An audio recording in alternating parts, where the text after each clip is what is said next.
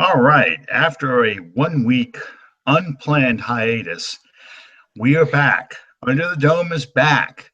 Uh, Last week, as I kind of tried to let everybody know, we had technical problems, and the okay, the uh, the broadcast did not work out like it was supposed to. And it was stuff that was beyond our control. So this week, our 20th broadcast, which should have been last week, is this week. And welcome to Under the Dome. I'm your host, Alan Ulrich. I'm here with my partner, Sean Williams. How's it going tonight, Sean? Much better than 7 days ago, brother. You're right about that. We welcome everyone to the broadcast tonight. We're happy to be celebrating our 20th episode, man. 20 weeks ago, or, well, I guess if we're allowing for technical difficulties, 21 weeks ago. Did you think we'd be around for 20 episodes? No, actually, I didn't. I thought maybe that was fate coming and saying, no, no, no, no, no, you're not talking anymore. Go ahead and go. We've had enough of you. Well, we've had so much fun over the past 21 weeks, and the best is yet to come by far, guys.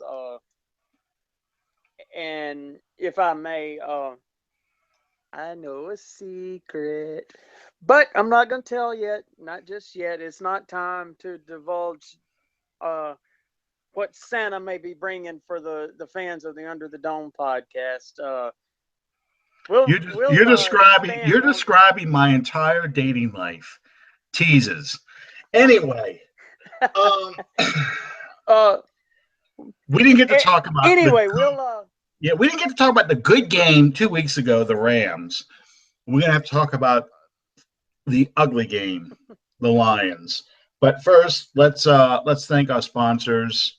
We want to thank Fan First Productions for having the infinite wisdom that it took to bring you, our adoring public, the Under the Dome broadcast, and force you to have to look at our mugs for at least 1 hour every week. And along with that, we want to ask you guys to support us by going on iTunes and looking up our audio only version of the podcast. And also, we want to thank a few people for their steadfast and loyal support of what we're doing here. Kyle Mosley at the Saints News Network, we thank you for all the retweets and what have you. And we also want to thank Joel Smith on Facebook, one of our staunchest supporters, and we thank him so much for that. You can follow us at Under the Dome PO1. Alan is at 79 Saints, and I am at Drew's Dad 3721. We welcome your support and your follow and all that neat stuff. Okay, Alan, looking back on this past Sunday, do we have to? I agree. Let's just say, I saw a stat, and I even retweeted this. I saw a stat that said the Lions haven't won on the road the day after the Thanksgiving game since 1974. And I went, oh, God, no. Because if there's any consistency to the New Orleans Saints, it is be on the bad side of streaks like this. Tampa Bay hasn't won a game in 26 years. Oh, wait, they have the Saints on the schedule.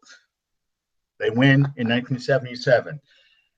Yeah. The Cleveland Browns haven't won a game yet since they came back into the league. Oh, wait, they get Mike Ditka's Saints. They win. It's just every single time. The only good stat I think the Saints have ever broken was no team went to the Super Bowl, much less win a Super Bowl after losing their last 3 games of the season. So, and that was in 2009, obviously. So, yeah, that stat was lurking in the back of my mind. I didn't want to think about that. I wish I hadn't read that.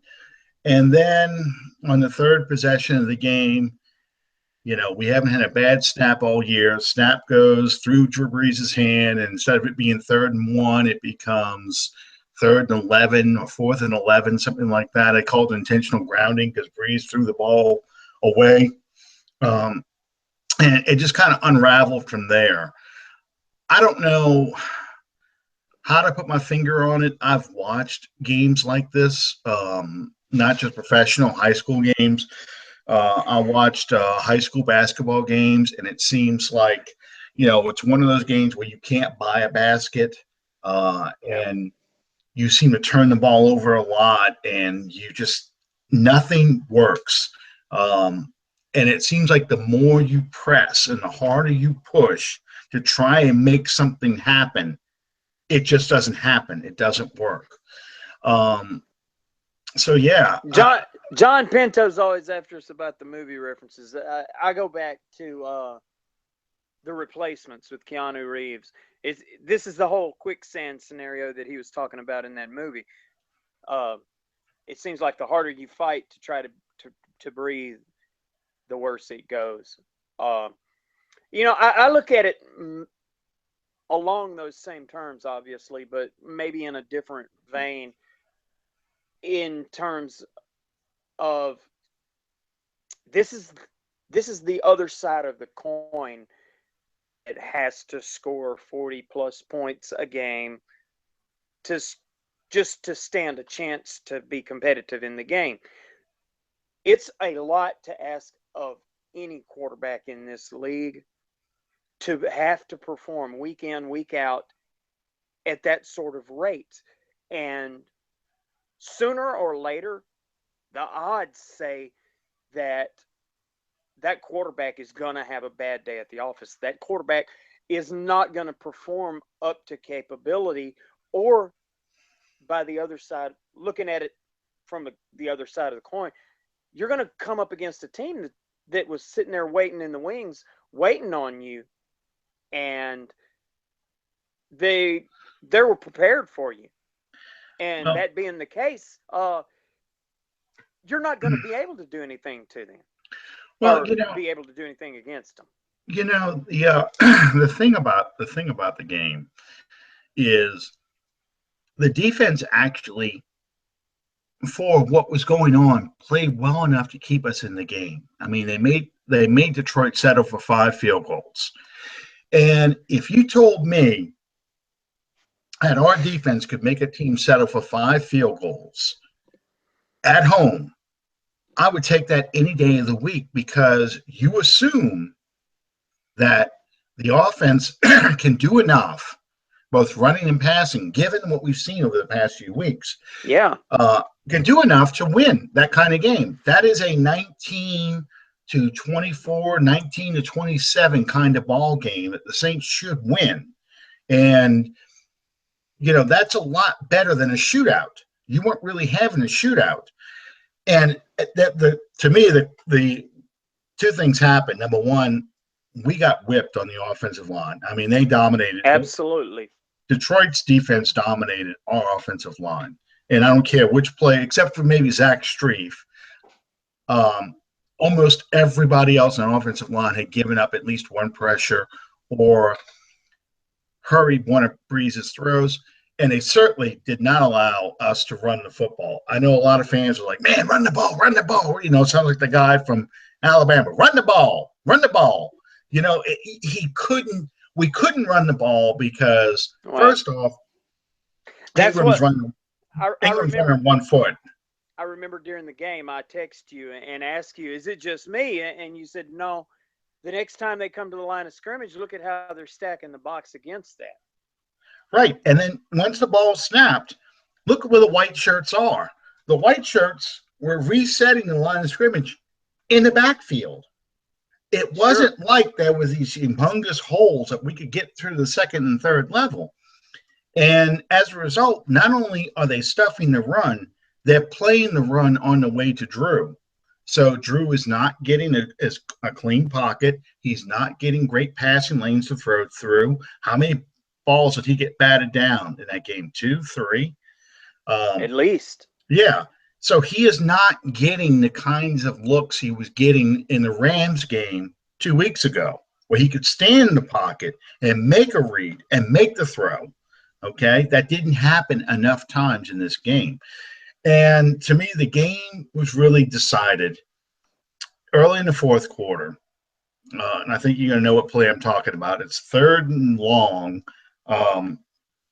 and it's 19-13. We hold there, make the Lions punt, and we get a drive going, which was something that was hard to do, especially in the first half. Yeah. We get a drive going. We can make it 20 or 21 to 19, probably 20, because 21 doesn't do you much good because they can still beat you with a field goal. And on that play, we decided to send an all-out blitz. Now, the interesting thing about this is we sent the all-out blitz then. 3 weeks ago, the Carolina game, same situation. We got the game now within a score to win. We don't blitz. We drop everybody back in coverage and it complete the pass. This time, we throw the kitchen sink. We went full Greg Williams. We went full Greg Williams, went out and sent everybody, 7 guys at Stafford. Stafford got hit as he threw that ball. And what happened was the safety, I think it was Bell, took a bad angle. Tate takes the ball, and he just runs all the way in the end zone. It's now 25, I think, to 13, and basically the game's over. That was the turning point really in that game. And here you have 2 different plays. The Carolina game, where we don't send a blitz on 3rd and long, and we drop everybody in coverage. Newton completes the pass to Kelvin Benjamin, his best receiver. And on this game, same situation. This time, Stafford completes the pass to his best receiver, Golden Tate. His only receiver really in that game, Golden Tate. And they score and win the game, basically. So, well, two takeaways that I had from this game. Number one, it's my educated opinion, or educated guess, maybe. By far, head and shoulders above, I think that we faced the best quarterback that will play all season long in Matt Stafford. He's probably the most consistent. Derek Carr is probably just as good, just not as consistent. Yeah. And the other guys that we faced, either they weren't playing at a great level, like say Russell Wilson or Cam Newton. And then you got Matt Ryan, who we play, but that's a divisional foe. You kind of know what he likes to do. Yeah. So that's that. And one thing that I saw that made me think, maybe for lack of a better way of putting it, that the writing may have been on the wall, was just how many times over and over and over, 3rd and 11, 3rd and 16, 3rd and 9, 3rd and 12, that we just kept giving up the first down. There was something interesting. Somebody posted this stat. The Saints are 30th, I think, on those downs. 3rd and long, allowing the team to convert. They are probably near the bottom of the league on that. But on 3rd and short, and when I say short, under 5 yards, we are like the second best of getting off the field on 3rd down. And what that tells me is we need a pass rusher on the end opposite of Cam Jordan. What you're seeing right now is we have to blitz to generate a heavy pass rush. Now, Stafford was defeating the blitz by getting rid of the ball within 2 seconds. But absolutely, we have to get somebody like a J.J. Watt, like a Jason Pierre-Paul. I'm going to go back in time, like a Pat Swilling, like a Reggie White. It doesn't have to be a Hall of Fame level like Reggie White, but a Von Miller, someone out there who offensive coordinators stay up at night trying to figure out, how do I handle this guy? I'm not going to shut him down. I just need to know how to handle him. Okay.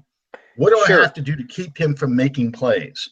And we don't have that right now. We haven't had that in, I'd argue, since at least 2000. When you had Darren Howard, Joe Johnson, Yeah. Leroy Glover, and Norman Hand on the line. You've got kind of that setup right now. I would say Cam Jordan is kind of a cross between Darren Howard and an early Joe Johnson, but you don't have an explosive defensive end, and then that's what this team needs. And if they do that, not just that. I mean, as long as you only have Cam Jordan on one side of the line of scrimmage, the offensive line knows where to protect against. yes, but with a healthy Donnell Ellerbe in there, it's having, and also Jordan Rankin's in there now. You're having a lot more disruption because, they know about Cam Jordan, but these other guys are getting in there and making plays. So you get that kind of defensive front, that front four, because that's really what you're missing right now is that other defensive end. You get somebody in that front four where you can rush four and drop 7 in the coverage or keep the linebackers in that zone. You're going to start seeing it coming more even because on 3rd and short, we're able to shut down the run, and the linebackers like, Robinson and Ellerbe are playing well enough in that zone and are quick enough in that zone. They are taking away any kind of short, those quick slants, those quick throws to the outside. They're taking away that stuff. So it's harder for them to convert. When the quarterback has time or the receivers can get in behind those blitzing linebackers into the dead spots of the zone, because we're seeing the corners and the safeties play at the sticks to try and eliminate the yards after the catch, they're converting those 3rd and 11, 3rd and 12, 3rd and 15s that are driving all of us crazy. Well, the point that you made a few minutes ago, I don't think that can be overstated. Just exactly, and there again, during the game when you and I were messaging each other back and forth, it's amazing to me, and I think that all the credit in the world goes to Detroit. I mean, I don't. This wasn't a luck up win. They knew exactly what they were going after when they came in the Superdome, and every pass, with very, very few exceptions, every pass that Matthew Stafford threw, it was like catch the snap, 2 seconds, and it's gone. Mm-hmm. He knew what he was doing. Right, but at the same time, Detroit did not play in a way that should have had that game so much in control, and that's where absolutely. our weaknesses are showing up there. I think that the Saints came out and they played the absolute flattest game that they've played. Yes. Going back over the entire season throughout the preseason. This was by far the flattest game that they've ever played. Now, there's the argument that can be made that the emotion of the Los Angeles Rams game, this was a letdown game for them, and I don't know the validity of that one way or the other, but the fact still remains, when your offense has gone all season and you've had to score 30 to 40 points a game just to be competitive in that game, close to that on this Sunday, then you're completely out of the game. And Drew Brees had a bad day at the office all the way around.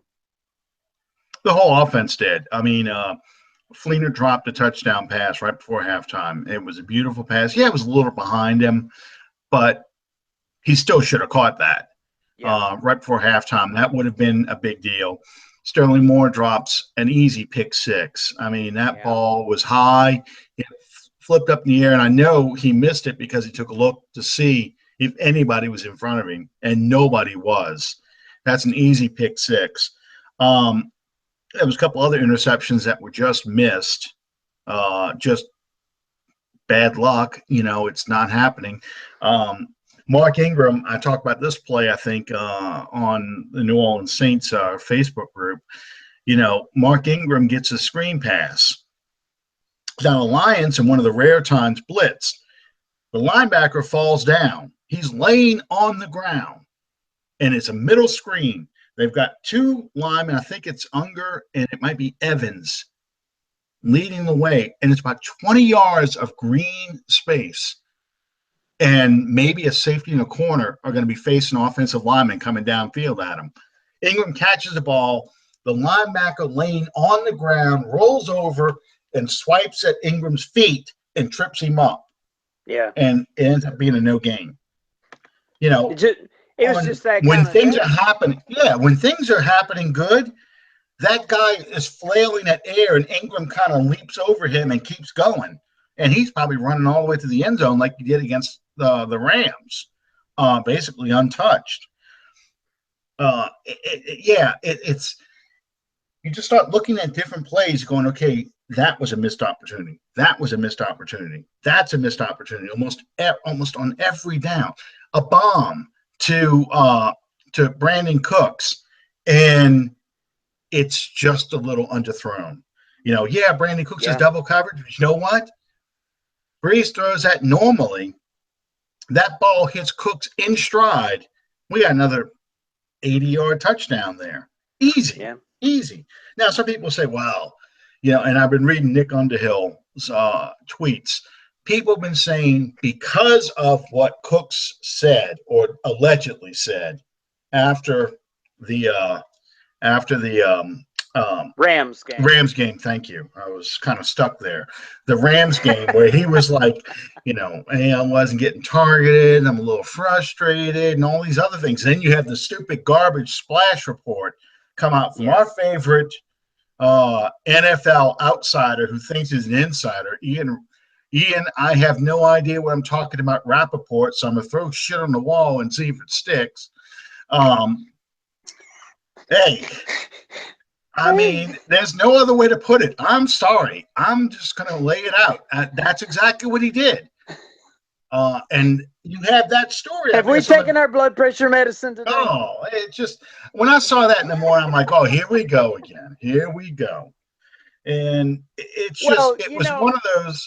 But I'm saying, what I was going to say was that, so now you have fans thinking, oh, okay, look at this. We're going to target Brandon Cooks all game. Oh, look, he missed a wide open Michael Thomas. Oh, look, he's forcing it to Cooks again. It's a Jimmy Graham all over again. We're trying to make a guy happy who's unhappy because he's not getting enough balls. We need Breeze to spread the ball around. Well, Breeze did spread the ball around, but we did not play a good game. That's what it boils down to. And you could see when they're calling these plays, it's right there. It's just a little off. Yeah. And you're trying to find what works.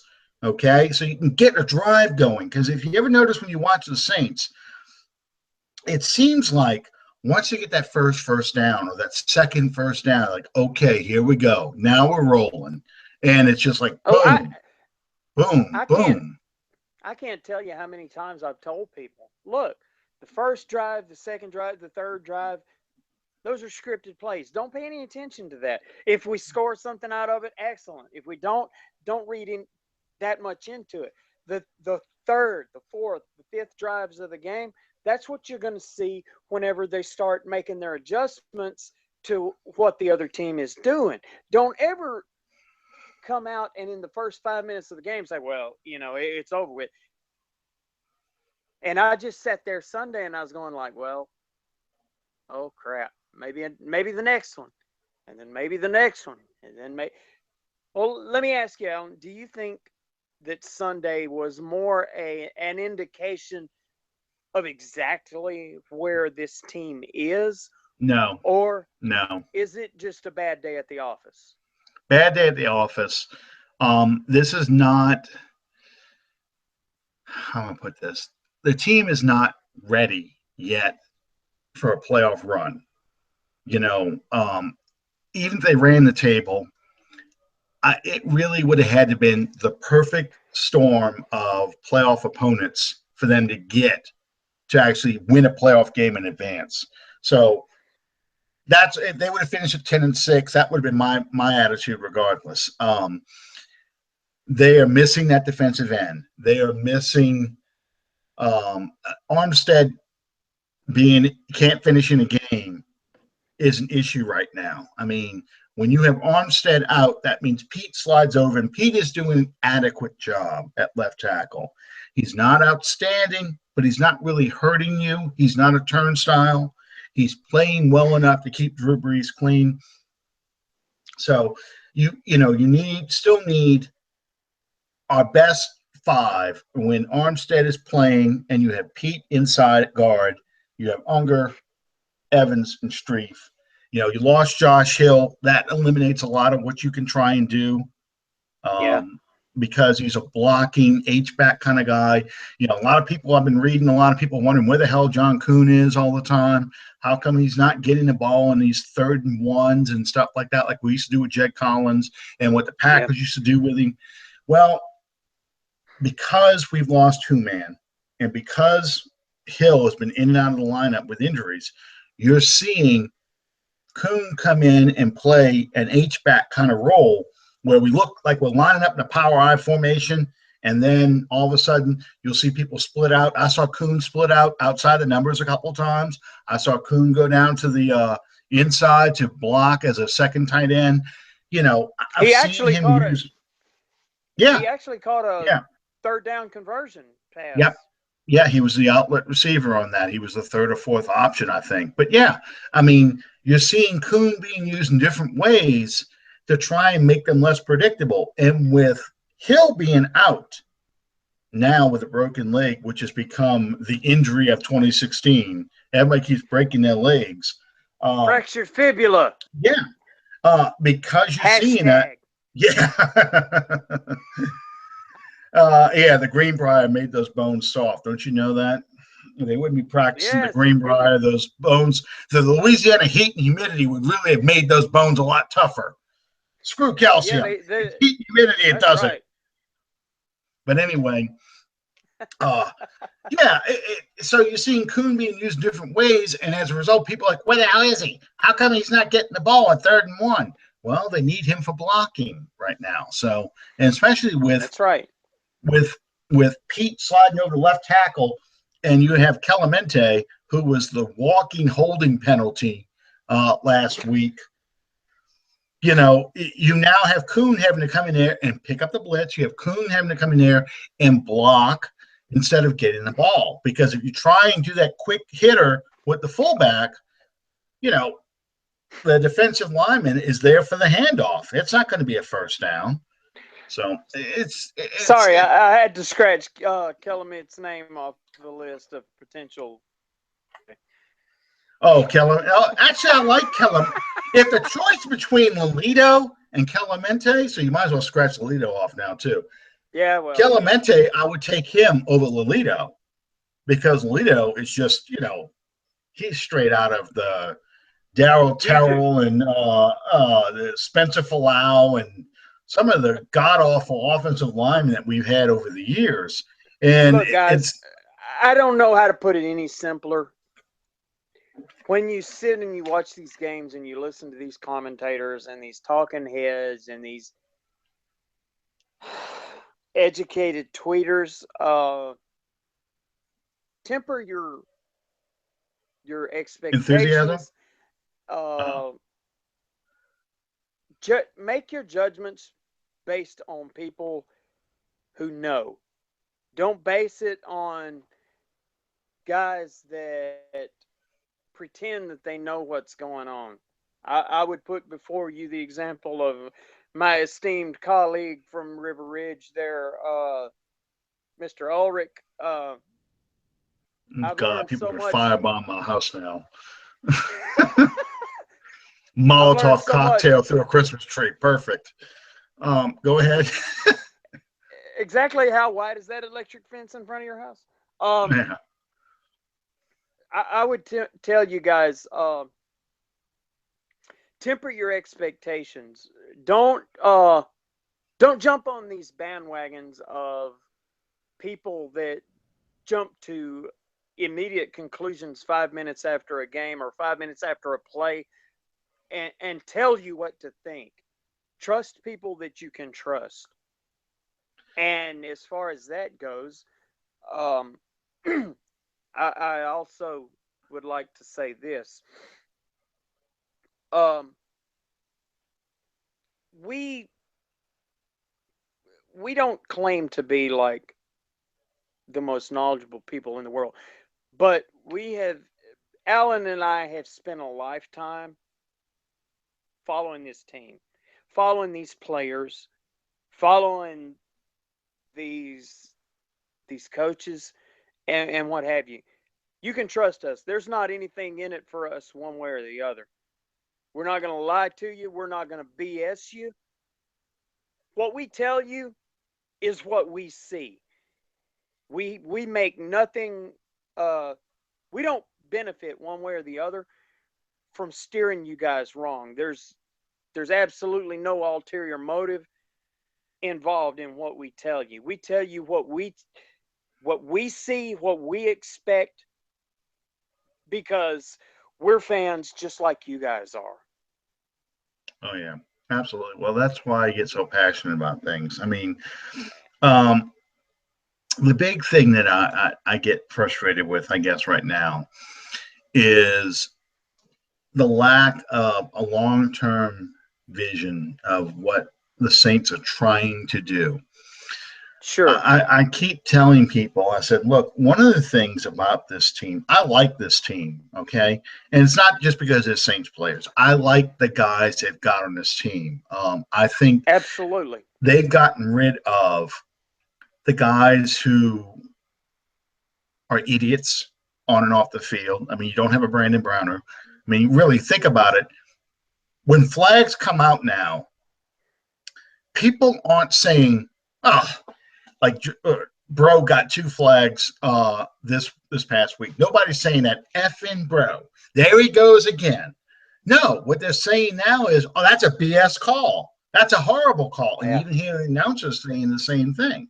So Yeah. you're not getting those guys who just, I don't know, for lack of a better term, tick you off as soon as they show up on the field because you know they're going to be a bust. Now, I know Yeah. people are angry about Fleener because he's getting paid a lot of money and he's getting paid Jimmy Graham kind of money. He's not Jimmy Graham.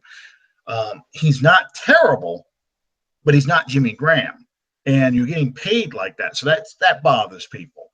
It Well, you bothers people when you've got a guy who cannot be a good, consistent pass rusher opposite Cam Jordan, and the James Laurinaitis experiment that failed. You have those kind of things that bother people, but well on the even whole, this is a good team. even there, I think that Laurinaitis served a purpose.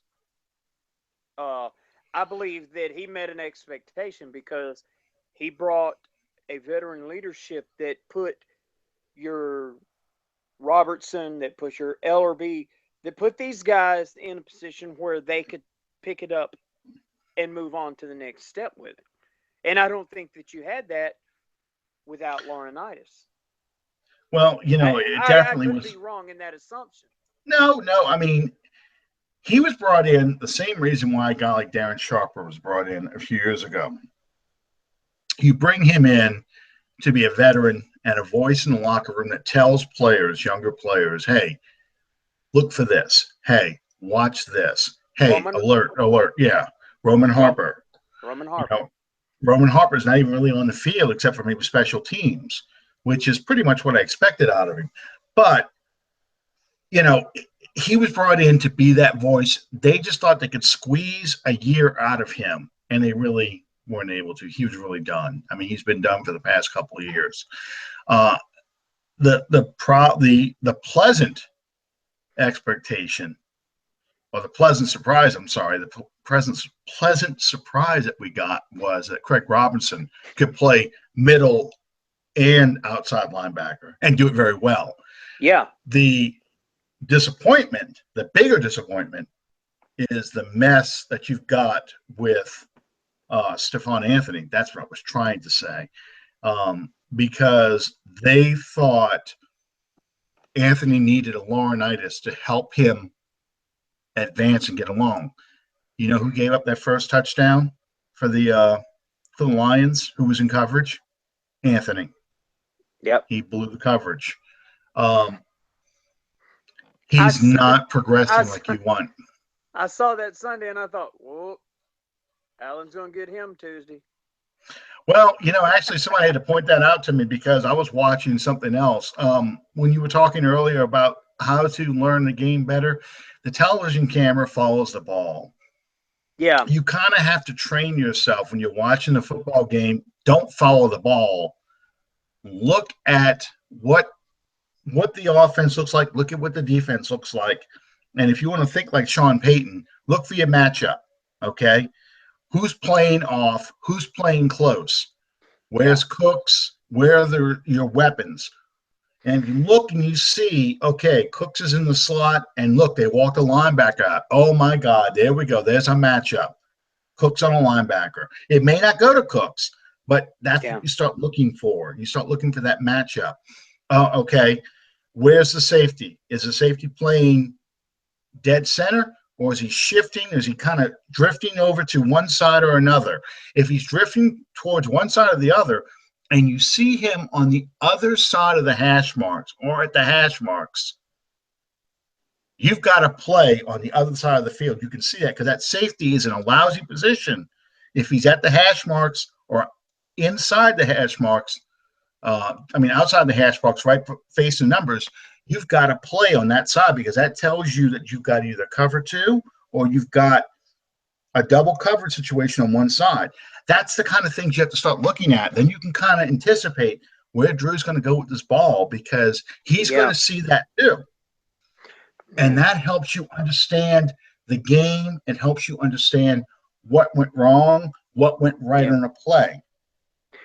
Look at that defensive back. If he's got his butt in the air, he's getting ready to drop back in coverage. If he's top heavy, which means he's got his chest up, he's getting ready to run in on a blitz.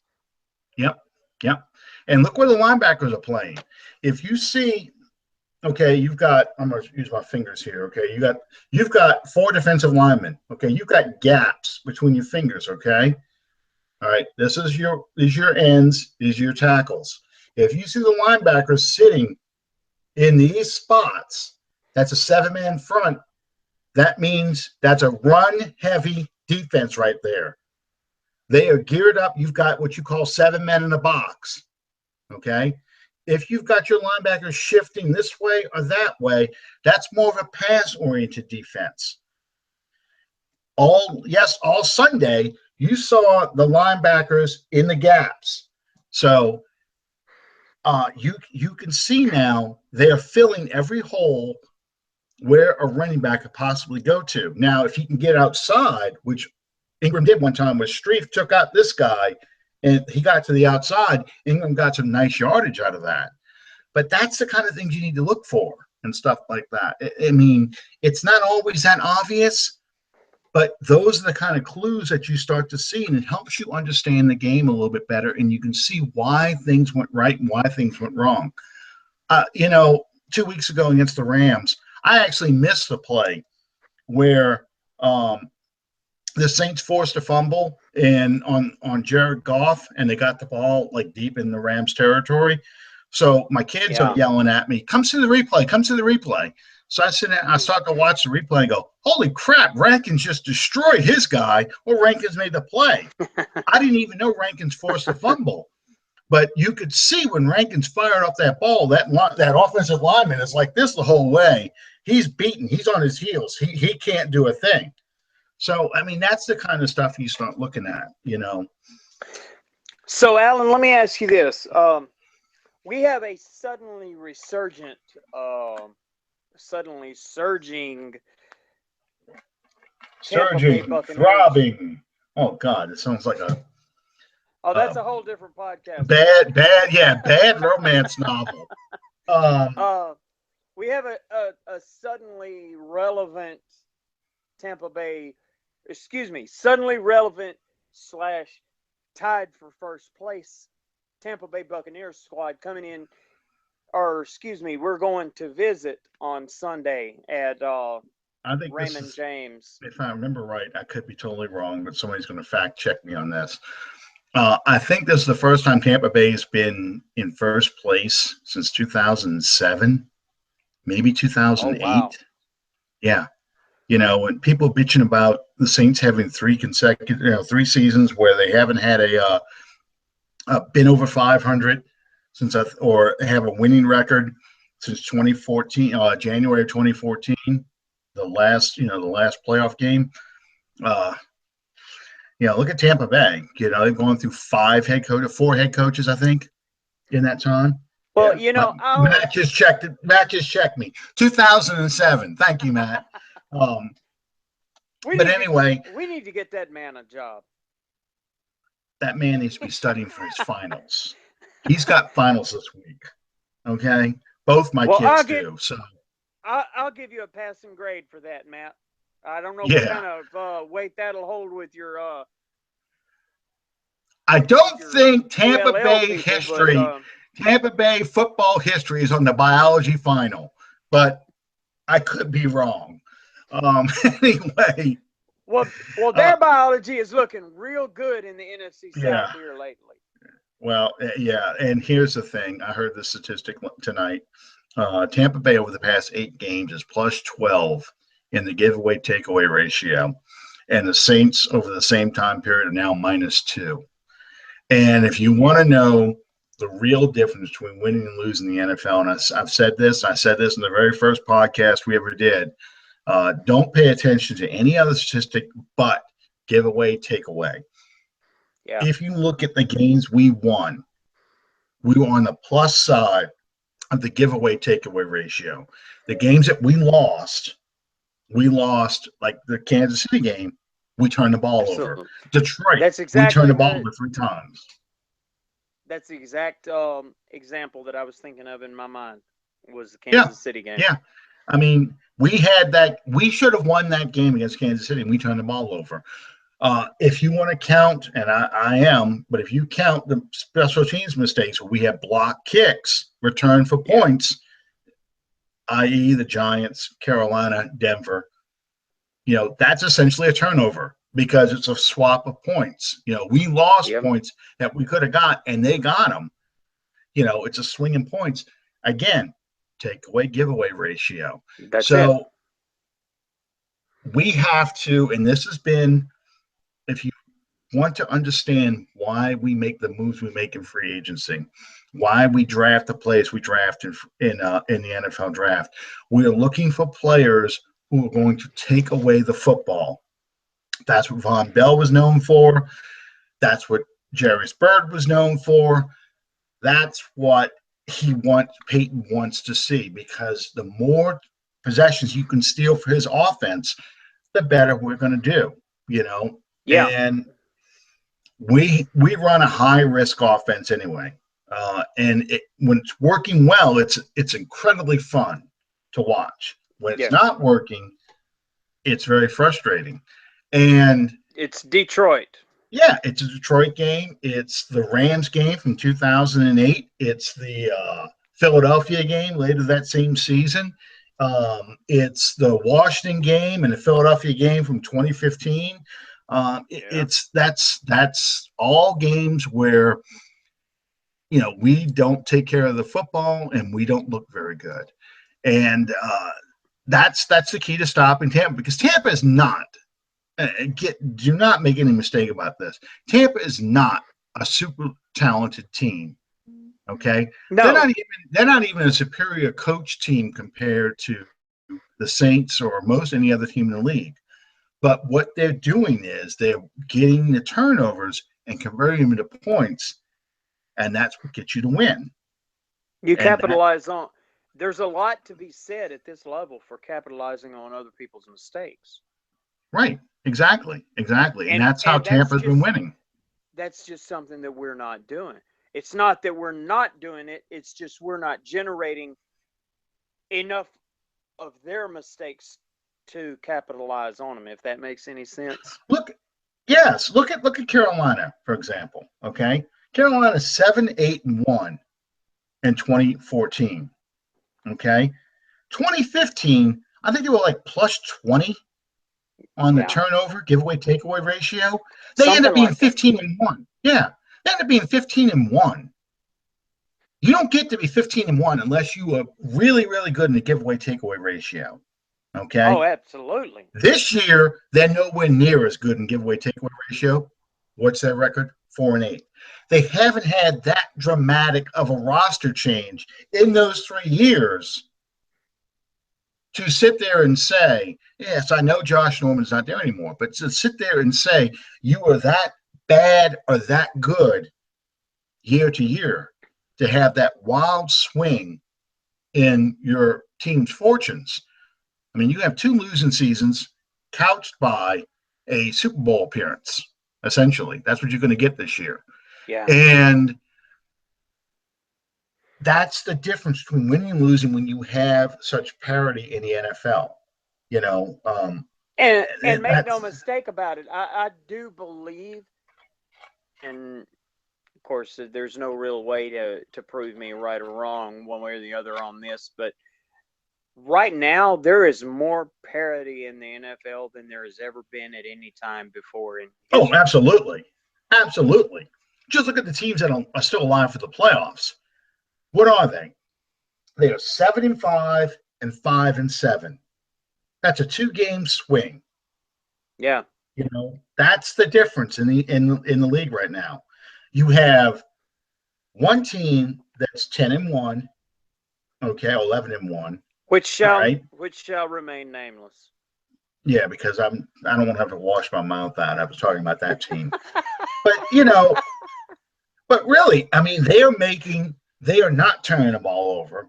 They are making the plays, and the ball is bouncing their way, just as it bounced in Carolina's way last year, just as it bounced in, every team that seemed to make that mysterious run out of nowhere, the 2016 for the Saints.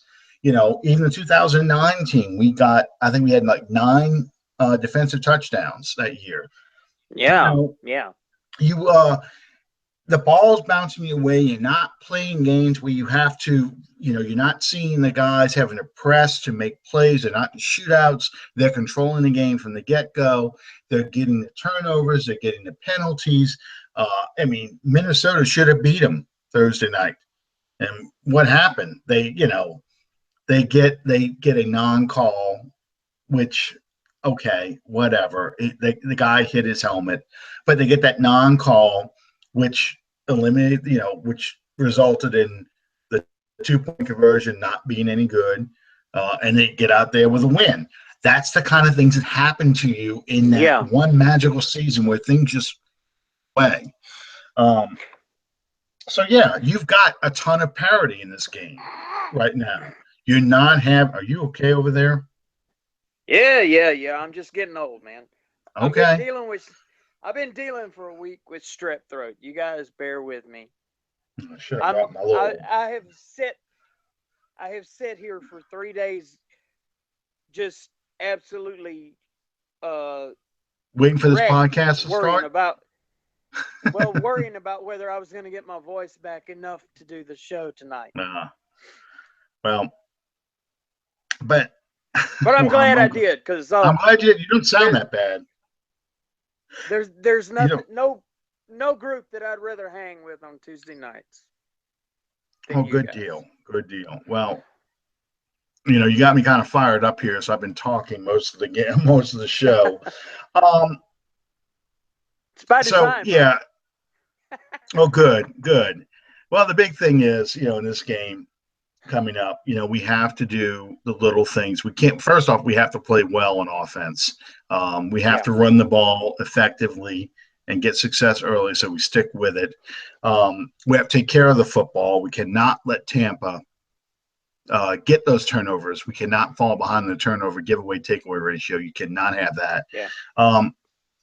And I think talent-wise, we should be able to beat the Bucks because talent-wise, I think we're a better team than the Bucks. Man to Absolutely. man. But if they're getting the turnovers, if Jameis Winston is sitting back there comfortably and can pick us apart, throw those high passes, and Devin Bro, God bless him, he is trying. It's going to come. It may not come till after the season's over with, unfortunately. People like noticing, I keep reading that he needs to be back on IR or something. That's not what's going on.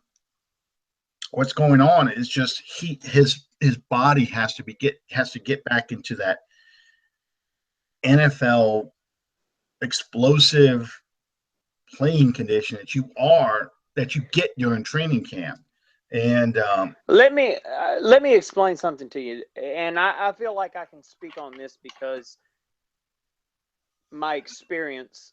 I played up in almost until college. I played cover corner, and cover corner is as much with between your ears as it is on the football field. It's so much a state of mind, so to speak. That's not something that you just drop the hat and do. It's something that you have to play your way into. It's maintaining a regimen. It's I really don't even know how to say what it is that I'm trying to say. I think maybe Bro may have come back too soon, but regardless of whether he did or did not, he's back, and he's gonna have to get better. Uh, he's I think he's playing cautious right now. Um, that's what I I was think trying to say. yeah, I think there is the mental aspect of the injury that you're almost afraid to open it up because you almost and I don't know, I've never talked to the man. I'm just going by what I see on the field. He's not jumping pass routes. He's not attacking receivers like he did last year. And I think Hey, that will ag- come, but it's a mental against thing for him right now. against Go Detroit, ahead. he looked a whole lot more like that guy that lost the ball in the Superdome lights against Tampa Bay last year than he Mm-hmm. looked like the shutdown corner that finished the season with the Saints. And Yeah. that's unfortunate because I can understand his thinking as being, I've got to get out there because my team needs me. But at the same time, you want him to be fully functional when he's out there. And Yeah, and and I'm gonna say here's the other thing when it comes to Bro. Keep in mind the man had a broken neck. He lost his entire college experience playing football. yeah, Um, absolutely. he knows that he only has a limited time to play this game. So he is not going to sit there and say, you know what, I'll just take the rest of the year off and get back and come back next year. There may not be a next year for him. That's Yeah, not to say that he is in any danger of getting cut or anything like that. Nothing like that. I'm saying in your mind, you know that the minute you start out there, you are working your way to somebody else taking your job. The older you get, the more likely a younger guy is going to take your job. So, I mean, that drives him, that motivates him to go out there and try and get out there early and try and get out there and make something happen. He wants to be out there. And I applaud him for it. sure. And I think he has to be out there kind of like to get him mentally ready to play some more because he doesn't want to be, okay, I missed a whole year. So now I'm gonna come back and I'm gonna be the cautious bro in preseason. I'm gonna still be the cautious player when the bullets start coming for real. Because I don't want to get hurt again in the first game of the season and miss most of the season again. So, it's a I don't know how to put it other than the fact it's a no-win scenario as far as seeing Bro back in the elite status he was last year. But he needs to do this. He needs to be out there, and because he still gives you the best chance to win. Sure, because the alternatives behind him are, well, for the most part, they're non-existent. Yeah, Um, yeah. our depth or lack thereof is plainly visible. Well, 20 episodes. Um, wow. I can't. It's hard for me to put into words exactly how it makes me feel that you guys are still supporting us and enthusiastically pushing us to keep kicking. Uh, Well, we're gonna have more guests on here, that's for sure. A lot less of me rambling and giving you my overinflated opinion, but we I want to know a have. secret. Yeah, we're gonna have some guests, more guests coming up, and I don't know if Sean mentioned this or not, but we're gonna go on through the off season too. So we'll talk about the Yes. playoffs. We'll talk about the Super Bowl. God help us if it's that team from Dallas versus that team from New England. That would be the worst Super Bowl, just like the worst NFC Championship I can Oh, imagine would be the oh, dude, Falcons you and the Cowboys. My God, that would be like that. Fal- That is the Falcons will NFC never Championship from last that hell. long. That's the NFC Falcons Championship will from never. hell. Um, The but Falcons will never last that long, brother. but we're going to talk about we're going to talk about all that. We'll talk about free agency, the watching guys run around in shorts and they call it the NFL Combine. We'll talk about the draft. We are going to try and get in guys who are experts in the draft to talk to you guys, or we can ask them questions if you guys have questions about who the Saints should look at or what players you really like. So yeah, it's going to be exciting. We'll talk about mini camp, all those exciting things. So stick with us because it's just the Yeah, show's going to keep getting better. yeah. By popular demand, it appears. We are going to continue throughout the year. We'll we'll be leading up to the draft, following all that. Uh, we'll be live during the summer. OTAs, blah blah blah blah blah blah, all that neat stuff. Everything that the Saints do, we'll be there ready to take it on, heads on. And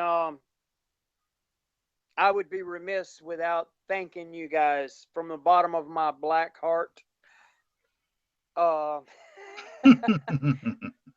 in all seriousness, thank you guys so much for keeping us around for 20 weeks, making things go much bigger and further than we ever thought possible. It was a dream and a hope, and you guys have made it reality. And thank you guys so much. Absolutely. Thank y'all. Thank y'all. And I'm having a lot of fun doing this because, as my kids can attest, and anybody that follows me on Facebook can attest, the stuff I'm talking about in this podcast, I write on Facebook. I talk about during the game, after the game. God, won't you shut up about the game? Kind of stuff. So, yeah, this gives me an outlet, one more outlet to go and sit there and say all the things I say to the TV and to my poor friends on Facebook about the game. So I really appreciate this, Sean. I'm having a lot of fun doing this. Well, well, I'm gonna tell It's you, really brother. great. I'm gonna tell you, I've uh, I've been a Saints fan just about my entire life, and I've never learned so much in so small a time frame as what I've been paired together with you doing this. Your participation has made all the difference in this endeavor, and I can't imagine having done it without you.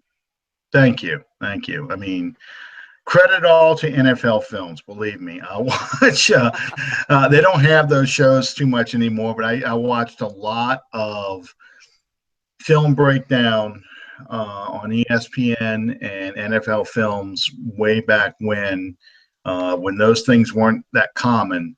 NFL playbook, things like that, where they really Yeah. broke down how plays happen. And once you start looking for some of the things that I talked about in this show here, suddenly the offense and the defense, what's going on in the game itself, makes a lot more sense to you. And you start seeing, hey, you know what? I can see that now. I see why Drew went this way. I see who really made this play. Yeah, this guy got the interception, but it happened because this lineman got in the quarterback's face and was able to alter his throw to an extent that, the defensive back made a great I, pick, and I had that's an the. exchange. I had an exchange during the game the other day. A guy messaged me on Twitter and he said, I could swear that every time Drew Brees comes to the line, he says, "Old lady." Do you know what that means? And I said, well, um, what you're probably hearing is yellow 80. And uh, he come back a few minutes later and he said, you're right. What I heard was yellow 80. I said, okay, that's an audible. That means that there's a live color, like let's say for the example of this conversation, it's blue 80. Okay, mhm. blue is the hot color. Anything else he says is just gibberish. Yellow 80, uh, black 80, none of that makes any difference. That's just to throw the defense off. But if he says blue 80, that is in as much as like the audibles the way that we had them set up when I played. 80 is your furthest to the right Mhm. pass receiver. 80 is a particular route that they call, which can be changed from drive to drive depending on how you want to use it. But yellow 80 is an audible that he's used. Yeah. And Remind me. I'm sorry, I don't mean to interrupt, but remind me one time. I'll sit there and I'll go through the Air Coryell numbering system to understand numbering of routes, what the 9 route is, and that kind of stuff. Because actually, I learned that stuff because I really like Don Coryell, and yeah, oh that yeah, is what you're hearing. That is what you're hearing because part of the Saints offense has its roots in the Air Coryell, the Don Coryell system. sure. It's a Anybody that throws the ball as much as Drew Brees does is well, directly attributable to Don Coryell. it's a hybrid of Bill Walsh's West Coast offense and Don Coryell's Air Coryell system. Lining Jimmy Graham up outside the numbers, that is straight out of what they used to do with Kellen Winslow. Same Sure, exact kind of thing. Um, yeah, that's one last thing before we go off the air, and I'll tell you that you remind me of an audible. Well, if you ever see the Super Bowl highlights, I think it was the 49ers and the Broncos. It was played in the dome. Joe Montana says black 59 no black 59 Razor, Black 59 Razor. That was the play he was calling. And the Razor was a certain kind of route. I think it was a skinny post, which the receiver comes up and then heads straight for the goalpost on a quick little, as opposed to a yeah. deeper post. It's a quick little route, and I guess they call it Razor because it's a sharp cut. I'm not sure, but yeah. Brett Favre tells a great story where he's watching those Super Bowl highlights, and they play the Montana clip, Black 59 Razor, Black 59 Razor. And Favre says, you know what? Mike Holmgren was the offensive coordinator of that 49ers team. We have a Razor play in the Super Bowl in our playbook. So he audibled to their version of Black 59 Razor. That is the pass that he throws to what is his name now? Andre Rison. I Andre think it was Rison. Andre Rison. Yeah. Yep. Yeah. That's the first touchdown of the game. And it's the exact same route Jerry Rice ran in that game. So In it's kind of in the neat. It's the exact same same concept. stadium. Exact same stadium. I think it was the same end zone too. It was the same end zone. Yep. Anyway. Yep. Yeah. Yeah. So We're yeah, the only sometimes two geeks in the world that get off on stuff like that, man. absolutely. Absolutely. People always wonder why he says kill, kill, kill, kill. Well, sometimes he is changing the play. Sometimes he's saying it to make the defense shift out of a formation into what he rather see, given the Yeah. play he knows that they're going to run. So yeah, it's all the little things they say. You start learning these things. But And anyway, that being said, in the off season, we're going to provide these bonus tutorials that you can buy for an amazingly low one-time price of $19.95. yeah, there you go. But wait, there's more. Um, too bad. Too bad. What is his name, Buddy? The guy who used to sell the OxyClean. I can't think of his name right now. Oh, I can picture a big, thick black beard. yeah, Um, yeah, yeah. I can't it'll think of come his to name. me. It'll come to me. About 10 years ago, he just died suddenly out of nowhere. Yes, Buddy. Oh, Bill. No, Billy. Billy. Oh God, I know right now people screaming at their computer. Oh, it's this guy. I just can't remember his name. Anyway, we're way over time, even though we started late. Um, we appreciate you sticking with us through all this, and we'll try and do some more chalk talk. We'll include that during the off season where we break down some plays. okay, guys, anything that you guys, in terms of Yes, that, anything theological in terms of the theological. inside. We're gonna talk Well, about what God is the real God, what religion is the true religion. I don't think so, buddy. well, I'm talking in terms of a playbook. uh, okay. It, anything in the game, inside the game, that you guys want to know, ask us. I mean, at worst, we have no idea, and we'll have to consult outside sources. But we'll get you the answers that you guys want. You're right. Absolutely. Absolutely. All right, guys. Well, we appreciate y'all sticking with us. Tune in next week. Same bat time, same bat channel. And hopefully we're going over a Tampa Bay victory over Tampa Bay, Tampa Bay defeat. And we start crawling our way back to 500. So good night, everybody. Good night.